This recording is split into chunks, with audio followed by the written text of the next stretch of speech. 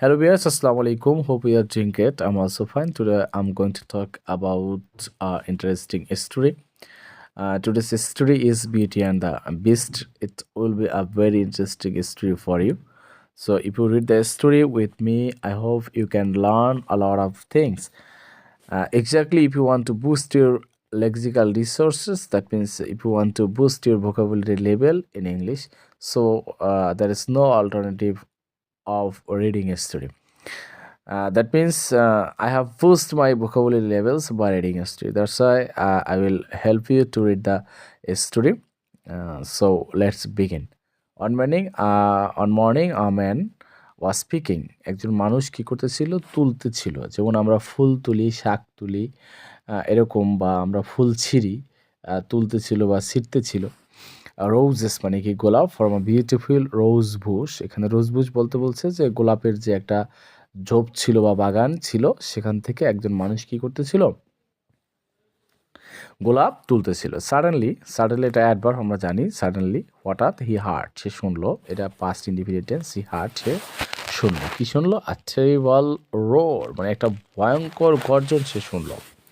হি turned around সে চারদিকে তাকালো and saw দেখলো আ হিউজ আগলি বিস্ট মানে একটা কুৎসিত মানে দানবের মতো আগলি কুৎসিত বিস্ট মানে জন্তু স্ট্যান্ডিং দাঁড়িয়ে আছে ইন ফ্রন্ট অফ কি সামনে হিম মানে কি তার। তাহলে সে চারদিকে তাকালো এবং দেখলো যে একটা জন্তু, কুৎসিত একটা জন্তু কি করে আছে?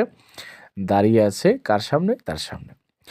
দোজ আর মাই রোজেস ওইগুলি আমার গোলাপ। এই কথাটা কে বললো? দ্য বিস্ট গ্রাউলড মানে যখন এখানে একটা শব্দ আছে গ্রাউলড, রাইট? শব্দটা কি? গ্রাউলড। আমরা এই শব্দটা একটু দেখি। গ্রাউলড মানে হলো যখন রাগ হয়ে মানে অত্যন্ত রাগে যখন মানুষ কোনো কিছু বলে সেটাকে আমরা কি বলবো? গ্রাউলড, right?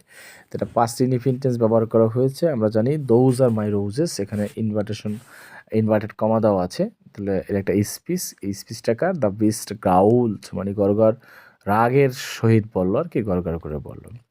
The man was very afraid. লোকটি কী ছিল? অনেক মানে ভীতু হয়ে গেছিল। তখন ও বলল, ফরগিভ মি আমাকে মাফ করে দাও। হি সেড সে বলল, I only took some roses আমি অল্প কিছু গোলাপ নিয়েছিলাম ফর মাই ডটার আমার ডটারের জন্য। আর ডটারের নাম ছিল কি? Beauty. I will spare your life আমি তোমার জীবন বাঁচাবো। এখানে স্পেয়ার মানে কি? ছাড় দেওয়া। আমরা জানি স্পেয়ার হলো কি, এখানে একটা ভার্ব ব্যবহার করা হয়েছে, সে ভার্বটা হলো স্পেয়ার, রাইট? তা স্পেয়ার কি? ছাড় দেওয়া। যে আমরা যদি বলি যে আমি তোমাকে ছাড়বো না, তখন বলবো যে I will not spare you আমি তোমাকে ছাড়বো না। আমরা অনেক সময় এই কথা বলি যে I will not spare you আমি তোমাকে ছাড়বো না। তাহলে সেটাই বলছে I will spare your life আমি তোমার জীবন ছাড় দিতে পারি বা বাঁচাতে পারি। সেটা কে বললো? দ্য বিস্ট সেট বললো, বাট ইউ মাস্ট সেন্ড তোমাকে অবশ্যই পাঠাতে হবে your daughter to live with me in my castle. তাহলে তোমাকে পাঠাতে হবে তোমার মেয়েকে আমি যেখানে বসবাস করি। যে ক্যাসেল, এখানটা শব্দ হচ্ছে যে ক্যাসেল। ক্যাসেল অর্থ কি? দুর্গ মানে প্রাসাদ, প্রাসাদ যেটাকে বলা হয় প্রাসাদ বা দুর্গ, সেখানে তোমার মেয়েকে বসবাস করার জন্য পাঠাতে হবে। দ্য ম্যান ওয়েন্ট হোম মানুষটি কোথায় গেল? বাড়ি চলে গেল। দেন হি স্যাডলি টোল্ড হিজ ডটার সে তার ডটারকে বলল যে হোয়াট হ্যাড হ্যাপেন কি ঘটেছিল তার সাথে। তখন তার মেয়ে শোনার পর তার মেয়ে বলল, ডোন্ট ওয়ারি চিন্তা করো না ফাদার। সেড বিউটি বলল, I will go and live with the beast আমি যাবো এবং ওই জন্তুটার সাথে আমি থাকবো ইন হিজ ক্যাসেল তার প্রাসাদে।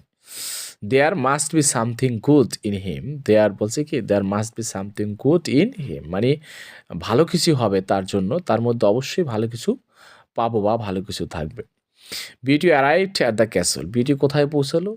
এই দুর্গে পৌঁছালো। শি ফাউন্ড দ্যাট সে দেখলো the beast was very frightening সে অনেক রাগান্বিত হয়েছে। টু লুক অ্যাট মানে তাকে দেখতে খুব ভয়ঙ্কর লাগছে আর কি, এটা সে বললো। হাউএভার যাই হোক, হি ওয়াজ ভেরি পোলাইট সে কি ছিল? অনেক পোলাইট ছিল। পোলাইট মানে কি? নর্ম অথবা ভদ্র। অ্যান্ড কাইন্ড মানে দয়ালু বা সদয় টু হার তার প্রতি। তার মানে he was very polite and kind to her সে তার প্রতি কী ছিল? অনেক নর্ম ভদ্র ছিল। Beauty and the beast became friends তারা কী হয়ে গেল? দুজনে বন্ধু হয়ে গেল। দে স্পেন্ড তারা ব্যয় করেছিল মেনি হ্যাপি ডেইজ টুগেদার তারা একসাথে অনেকগুলি সুখী দিন তারা কাটিয়েছিল। ওয়ান ডে একদিন the beast asked Beauty, beast বিউটিকে জিজ্ঞেস করলো, উইল ইউ ম্যারি মি, তুমি কি আমাকে বিয়ে করবে? দেন বলো, oh cried beauty in surprise, বললো, I can never marry you, আমি তোমাকে কখনোই বিয়ে করতে পারবো না। ইউ আর আগলি, তুমি কি কুৎসিত, আমি তোমাকে বিয়ে করতে পারবো না।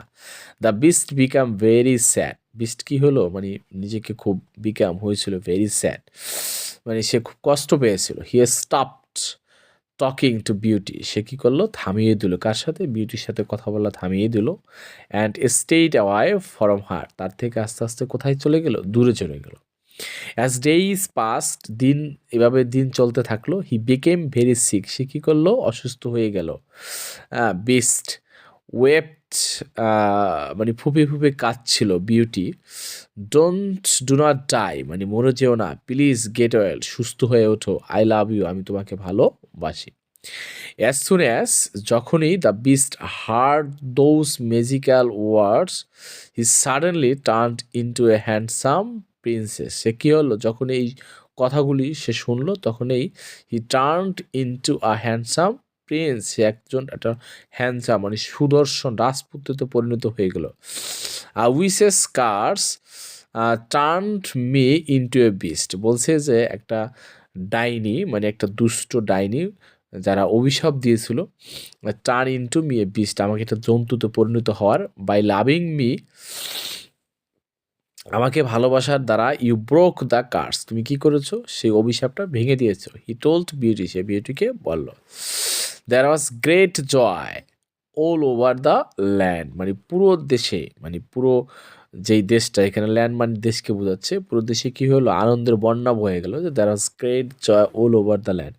Beauty and the prince were soon married, তারা শীঘ্রই কী করলো, বিয়ে করে নিল। They lived happily ever after, তারা চিরদিন কী করলো, সুখে বসবাস করলো।